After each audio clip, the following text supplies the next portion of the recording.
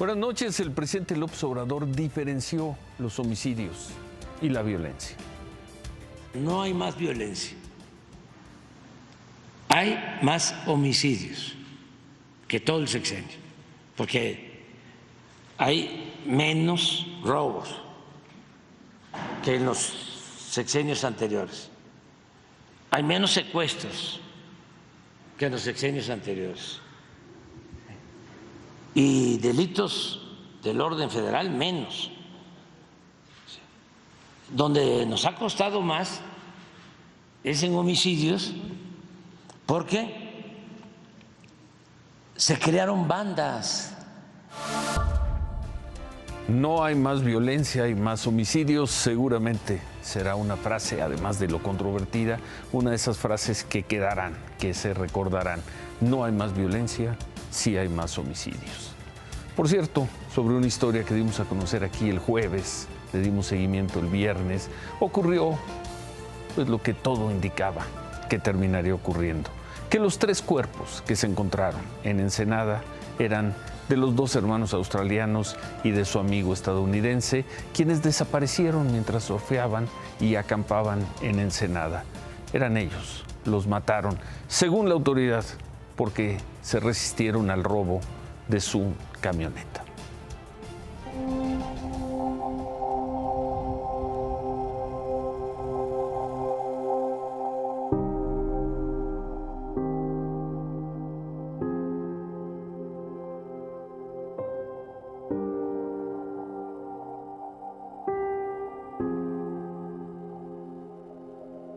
Después de que los padres de los 2 jóvenes turistas australianos, Callum y Jake Robinson, llegaron a Ensenada el sábado para confirmar que los cuerpos encontrados el viernes al interior de un pozo eran sus hijos, la Fiscalía de Justicia de Baja California concluyó que el asesinato de los 2 hermanos y su amigo estadounidense fue por un asalto para robarle su camioneta.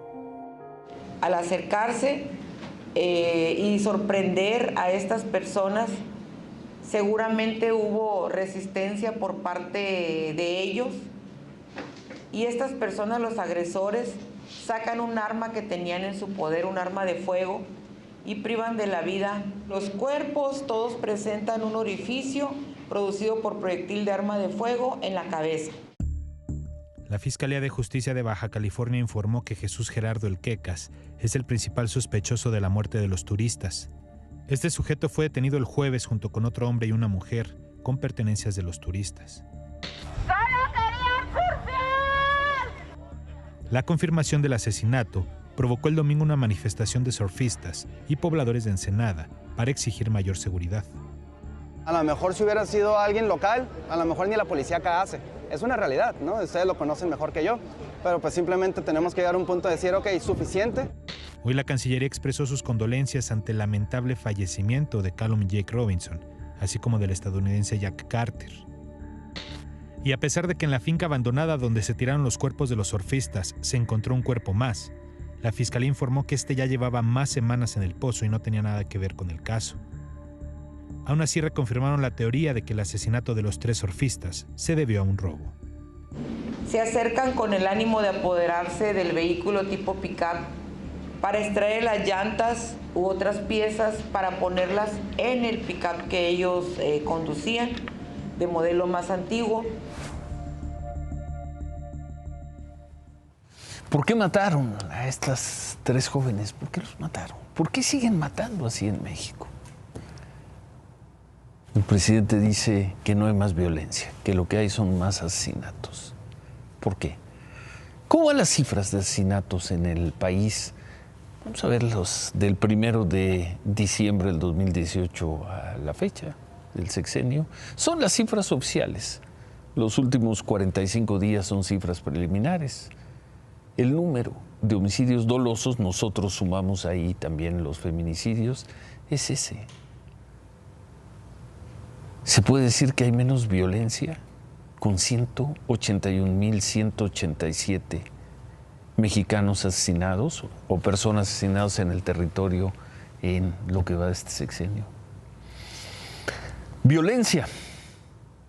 Ahí no hubo un homicidio, pero hoy conocimos más detalles de cómo fue la muy violenta irrupción de un comando al fraccionamiento donde vive un candidato. En este caso es el candidato de la coalición PRI-PAN-PRD a gobernador de Puebla, Eduardo Rivera. Una erupción que, a decir del candidato, era para hacerle un daño. Aquí no hubo un asesinato, aquí hubo mucha violencia contra tres mujeres.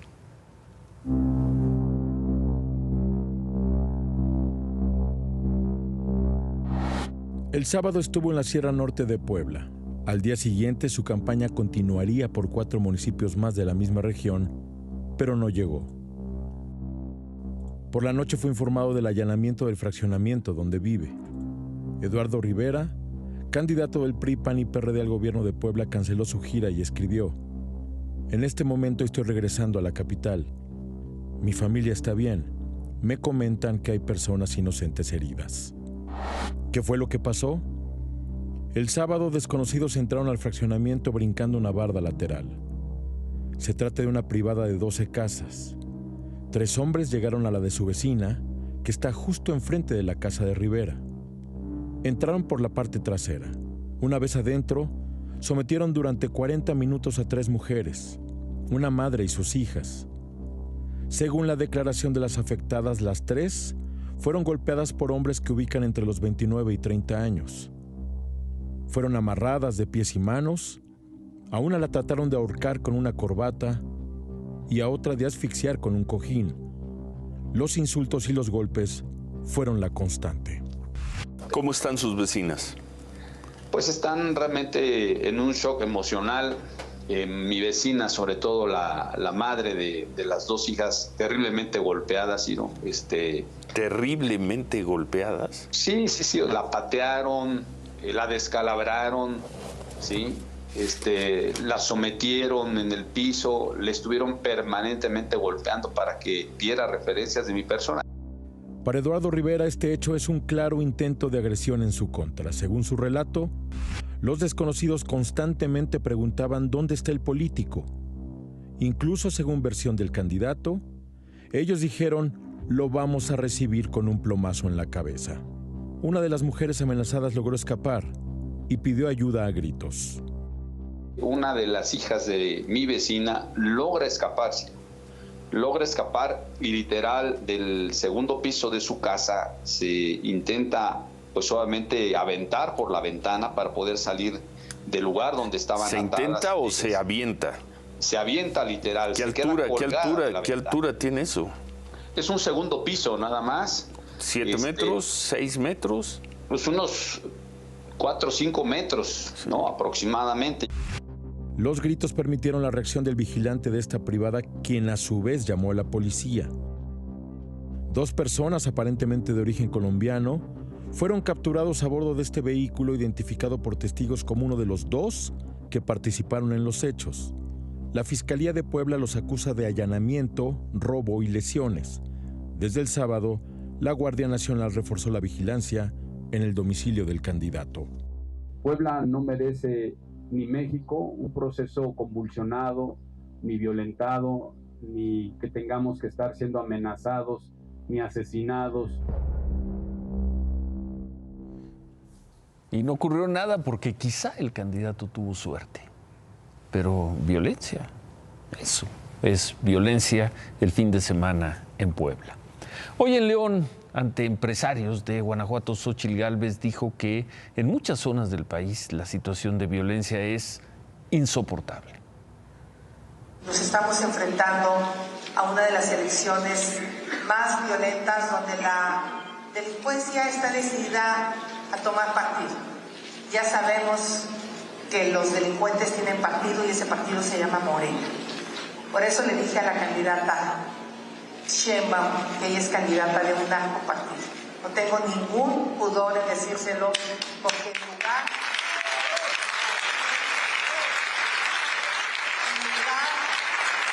de aplicarle a la ley a los delincuentes decidieron darles abrazos. Y bueno, hace unos días vimos cómo en sus redes sociales le rinden culto a la Santa Muerte. Claudia Sheinbaum tuvo hoy varias reuniones, en una de ellas con los consejeros del BBVA. Le preguntaron cómo enfrentaría la extorsión si llega a ser la presidenta de la República. ¿Cuál es el grave problema de la extorsión, además de en sí mismo el dolor que causa a las familias? Pues que la gente no quiere denunciar, pues porque se siente amenazada.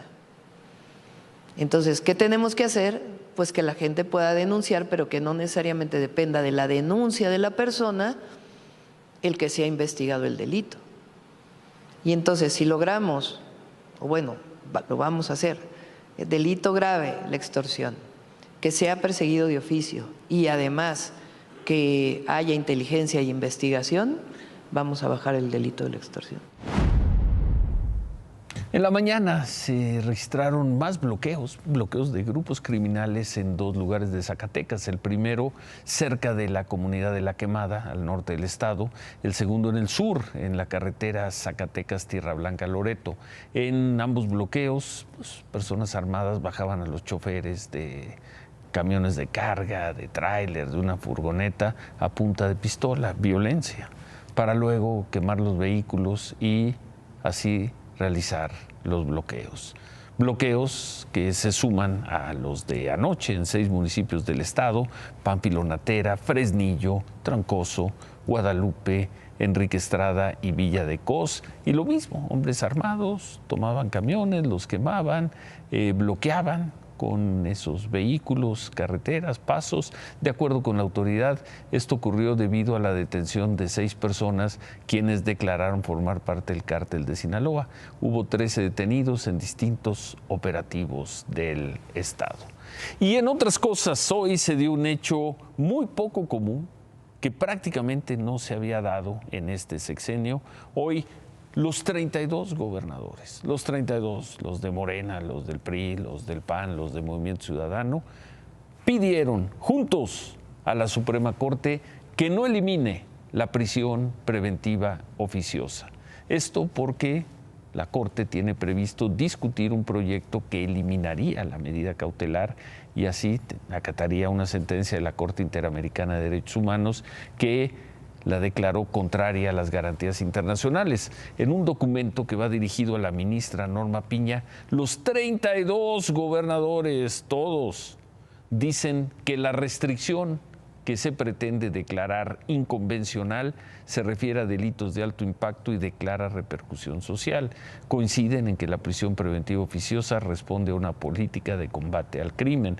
Los gobernadores advierten también que eliminarla sería una decisión que impactaría directamente en la seguridad y gobernabilidad del país y que provocaría un colapso de los tribunales federales. Los 32 gobernadores. Lo mismo Chihuahua que Oaxaca, lo mismo Jalisco que Sinaloa.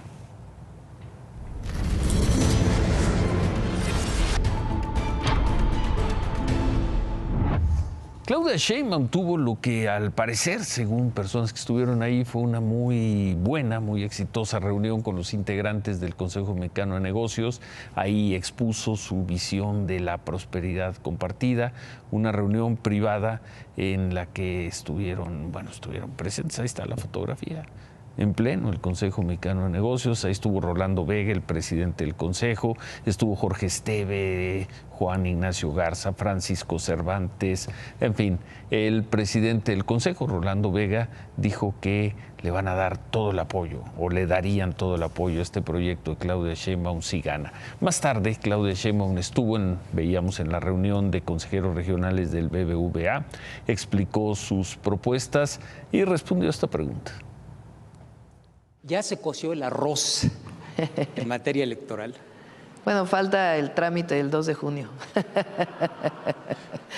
La verdad es que hemos recibido un reconocimiento muy grande en todo el país. Y lo que quiero decirles aquí a todos ustedes, los consejeros de Bancomer, que nos va a ir muy bien, le va a ir bien al país. Estamos en un momento muy bueno para México. Xóchitl Gálvez va a estar mañana en este mismo foro con los consejeros de BBVA. Hoy presentó su plan de salud que incluye construir un sistema nacional de compras de medicamentos, mejorar salarios al personal de salud, reconstruir el fondo de gastos catastróficos para enfermedades graves y crear un sistema nacional de cuidados. La presentación la hizo en Celaya porque dijo Guanajuato es ejemplo de un buen sistema de salud en manos del gobierno estatal. Por eso le hizo este llamado a otros gobernadores. Los gobiernos estatales deben ser corresponsables, como es el caso del gobierno de Diego Sinue de la reconstrucción del Sistema Nacional de Salud. Es más, yo aquí digo, de verdad, gobernadores, no hay manera de ceder sus sistemas de salud. Yo creo que no hay mejor lugar para atender a sus ciudadanos que desde lo local. ¿Para qué querían ser gobernadores si se quieren lavar las manos en la seguridad, en la salud, en la educación? Yo voy a pedirle a los gobernadores de Morena que se vuelvan a reintegrar al sistema de salud. Claudia, buenas noches. Ciro, buenas noches. Pues Jorge Maínez, porque así le gusta que le digan, de Movimiento Ciudadano, en su gira por las universidades tuvo un encuentro con estudiantes del TEC de Monterrey. Durante más de una hora fue duramente cuestionado, principalmente sobre violencia e inseguridad. Los estudiantes fueron muy insistentes, intentó evadirlos, pero no lo consiguió. Le hicieron planteamientos hipotéticos de cómo hubiera procedido en escenarios como el llamado Culiacanazo, el primer operativo fallido donde fue detenido y luego liberado Ovidio Guzmán. Terminó criticando al gobierno, pero dijo que sería el único candidato que podría actuar de manera autónoma, aunque también defendió el AIFA. Y hoy, por cierto, comenzó la votación anticipada en las cárceles del país, de hoy al 20 de mayo. Es la primera vez, Ciro, que el Instituto Nacional Electoral hace este ejercicio y se calcula que participarán unas 30,000 personas en prisión preventiva, 215 cárceles del país, más de 30,000. Solo los reos que no han recibido sentencia son los únicos que pueden votar, porque así lo determinó en 2019 el Tribunal Electoral Federal en esta sentencia para proteger sus derechos político-electorales.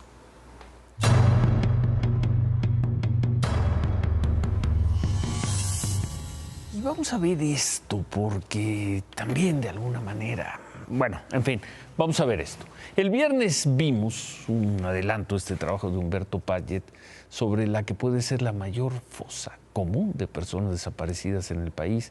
Está en el Panteón Dolores de la Ciudad de México y está en estas condiciones.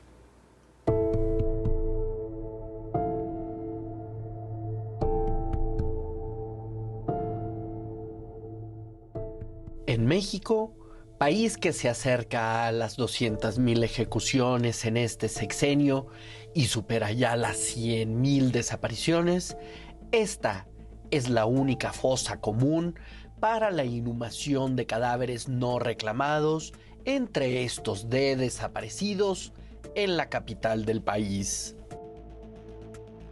La semana pasada, Cecilia Flores, madre buscadora y activistas por las personas ausentes, denunciaron la existencia de un sitio de incineración clandestino en la Ciudad de México. Los gobiernos federal y capitalino respondieron en inusual poco tiempo y acusaron que la posible escena criminal es un montaje político y que los huesos son de perro.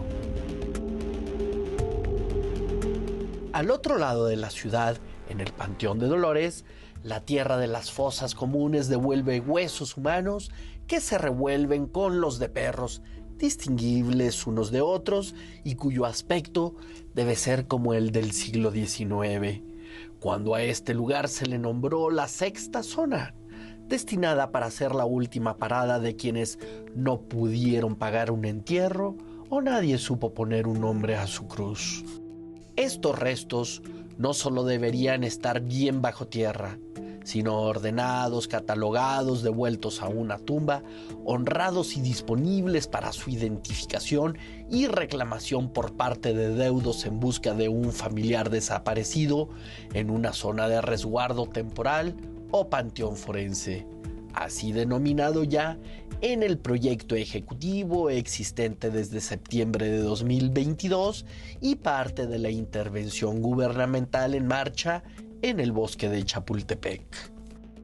Solo el proyecto ejecutivo costó 5.690.000 pesos y consideró el despliegue del conjunto sobre 3.400 hectáreas para depositar 3.400 cadáveres no identificados, aunque luego se amplió el cupo a 5.000 nichos, entendiéndose ya insuficientes, pues en este momento se tienen 18.000 cuerpos. En vez del reencuentro digno entre los vivos que extrañan y sus desaparecidos que murieron, lo que hay es una reunión de tragedias. Los restos de las ropas usadas por los sepultureros durante la tragedia del COVID se revuelven con los huesos de los desaparecidos sin que se haya gastado un solo peso en el panteón forense. Un solo peso, y ahí están las imágenes. Para todo este año, la Comisión de Búsqueda de la Ciudad de México tiene un presupuesto de 22 millones de pesos. 22 millones de pesos para un año. Y siguen los incendios en la zona boscosa de Valle de Bravo. Hasta esta noche se contabilizan 5 incendios activos. Esta tarde se dijo que los han controlado en un 60%. Ya consumieron al menos 100 hectáreas. En los trabajos para apagar estos incendios se encuentran 154 brigadistas, pero van en un 60%. Organizaciones no descartan que estos incendios hayan sido provocados porque la mayoría comenzaron casi al mismo tiempo. Los incendios siguen, la sequía sigue afectando a 2 de las presas principales del Estado de México que alimentan el Cutzamala. La presa de Valle de Bravo tiene hoy un 27% de su capacidad. Solo un 27%. Se ha incrementado poco en los últimos días, pero así va. Otra de las presas importantes es la de Villa Victoria, que hoy tiene un 26% de capacidad. Esto, por supuesto, ha preocupado a los habitantes porque dicen que esperaban lluvias en la zona desde abril y las cosas, en lugar de mejorar, solamente empeoran. Intensificó sus ataques en Rafah, al sur de Gaza. Ordenó a los refugiados que abandonen la ciudad. Ataques que se dan mientras el grupo de Hamas aceptó una propuesta de Egipto y Qatar para un alto al fuego, pero el gobierno de Israel no ha aceptado esta propuesta porque dicen no cumple con sus demandas.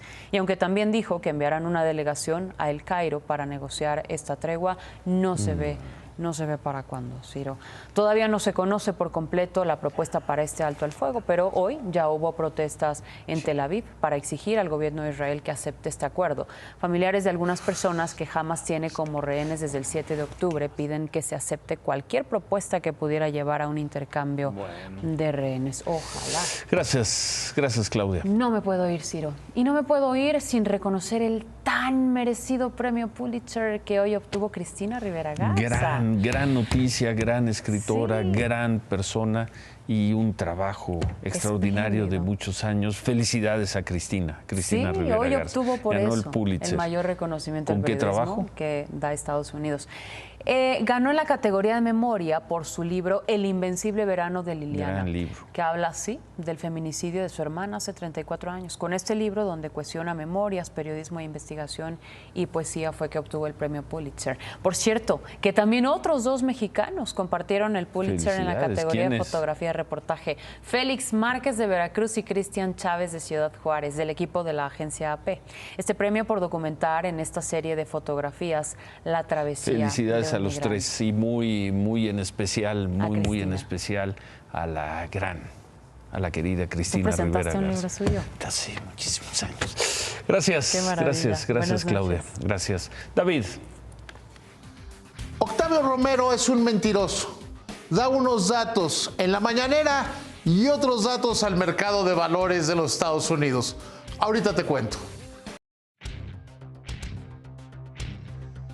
Es fácil comprender por qué Octavio Romero, el director general de Pemex, está tirado a la miseria, a los distractores. Porque la realidad de Petróleos Mexicanos difícilmente podía ser peor. Al Palacio Nacional, ¿no? 2 días consecutivos en el programa del presidente y hablando de un tema que es, suponiendo sin conceder, mínimo para el tamaño de Petróleos Mexicanos. Además, un tema, el de María Amparo Casar, Sí. no hay un acto de autoridad, no hay una sentencia. No, y violó, hoy se decidió violar la ley de transparencia, hoy decidió pasar por encima de todo, porque él está urgido de que nadie sepa lo que está pasando en Petróleos Mexicanos, que es verdaderamente desastroso. Dijo en el programa del presidente que la deuda de Pemex era de 101 mil millones de dólares. Hoy a la Comisión de Valores de los Estados Unidos les dijeron que es de 107 mil millones de dólares. Bueno, creció en 4 días. O disminuyó, o creció, o qué pero no es posible porque son los estados financieros del cierre del año pasado. Y además siguen presumiendo que van a inaugurar Dos Bocas. Hicieron un montaje que iban a traer de diésel de Madero a Dos Bocas para que ese diésel lo volvieran a purificar y que ya funcionara. No sirvió el proceso. Bueno, no pero ¿a dónde sirvió. vas? Pues que no hay que distraernos con la miseria. Pues no te distraigas, ya con habla el de otra ataque. cosa. Petróleos Mexicanos. Lo que nos tenemos que concentrar es que Petróleos Mexicanos es el gran fracaso. Hoy alguna de las calificadoras dijo, si Petróleos Mexicanos no corrige, pronto va a perder México el grado de inversión. Y te recuerdo un dato para acabar. 8 calificadoras revisaron la deuda mexicana, la deuda soberana, y mantuvieron el grado de inversión con perspectiva al alza. Van 4 este año. A Petróleos Mexicanos le han bajado 4 veces el grado de inversión. Por eso Octavio Romero está tirado a la miseria. Está buscando a María Amparo Casar, pero en fin. Para que no nos fijemos en el desastre, en el desorden que está dejando Petróleos Mexicanos. Remátala, David. BBVA México le dio una lección a Banamex y otros bancos de que sí pueden estar las dos candidatas a la presidencia de la República. Hoy estuvo Claudia Sheinbaum y mañana estará Xochitl Gálvez. Hacemos una pausa y al regresar el presidente descalifica con estas palabras el informe de la Comisión Independiente sobre el COVID, el que se presentó la semana pasada. Se va a dar respuesta a ese pasquín inmundo. Se hizo a modo para perjudicarnos, para demostrar ineficiencia en el gobierno. En un caso tan triste, tan lamentable como fue la pérdida de vida de miles de mexicanos. Es un acto vil de politiquería. Se va a dar respuesta a ese pasquín inmundo que le debería dar vergüenza a quienes lo suscriben por falso, además por canallesco. Ahí están severas palabras del presidente al informe que presentó la semana pasada una comisión independiente de notables sobre la pandemia. Veremos qué respuesta formal da mañana el gobierno. Hay poco que rebatir sobre el número de personas muertas por la pandemia. El doctor López-Gatell nos dijo en octubre que fueron 780,000 y el comité registró poco más de 800,000. Pocas discrepancias habrá también sobre los 4,500 doctores, enfermeras, personal médico que perdieron la vida en esos días trágicos. En todo caso, la gran controversia estaría en el número de personas que, según la comisión, no tendrían que haber muerto. 300,000. Ahí sí hay un elemento de interpretación que, por lo visto, Palacio Nacional rechazará de manera contundente. Y eso debería abrir un gran debate. Debería. Se quedan con ¿Qué importa? Gracias. Buenas noches. Ánimo.